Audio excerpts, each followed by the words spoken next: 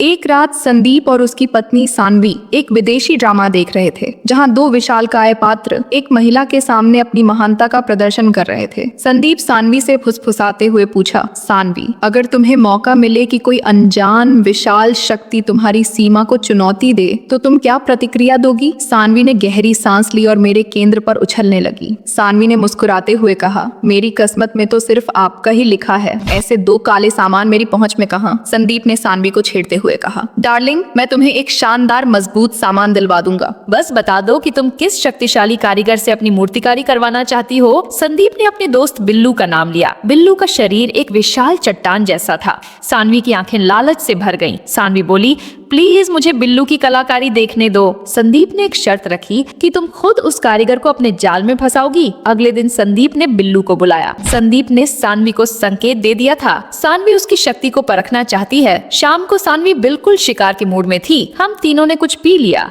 और माहौल इच्छाओं से भारी हो गया। बिल्लू और सानवी एक दूसरे को देख रहे थे, जैसे वे किसी गुप्त संदेश का आदान प्रदान कर रहे हो। तभी बिजली चली गई। अंधेरे में संदीप को तेज सांसों और पानी के छींटों की आवाज आई। जब बिजली आई तो कमरे का माहौल चौंका देने वाला था। सानवी के शरीर पर कपड़े सिर्फ नाम के लिए थे। बिल्लू भी अपनी बनावटी ढाल उतार चुका था। वो दोनों एक दूसरे की आत्मा को पी रहे थे। बिल्लू ने सानवी को अपनी ओर खींचते हुए कहा, अरे तुम रणदीप से क्यों डरती हो? ये तो खुद ही हमारा काम देखना चाहता था। बिल्लू ने अपने नाक को बाहर निकाला। वह नाक 10 इंच लंबा और काला था। सानवी ने कहा, वाह, ये है असली काली शक्ति। सानवी तुरंत नीचे झुकी और उस शक्तिशाली उपकरण को अपने नियंत्रण में लेने लगी। संदीप ने सानवी के निशान को छूने की कोशिश की तो उसने संदीप को हटा दिया। सानवी बोली, आज इस जगह पर सिर्फ बिल्लू का हक है। सानवी ने अपने संवेदनशील क्षेत्र को बिल्लू के मुंह पर रख दिया। फिर सानवी ने संदीप को कैमरा उठाने को कहा। सानवी बोली, हमारे इस समझौते को रिकॉर्ड करो। बिल्लू ने अपनी जोरदार चमत्कारिक कला से सानवी को कुछ ही देर में पिघला दिया। इसके बाद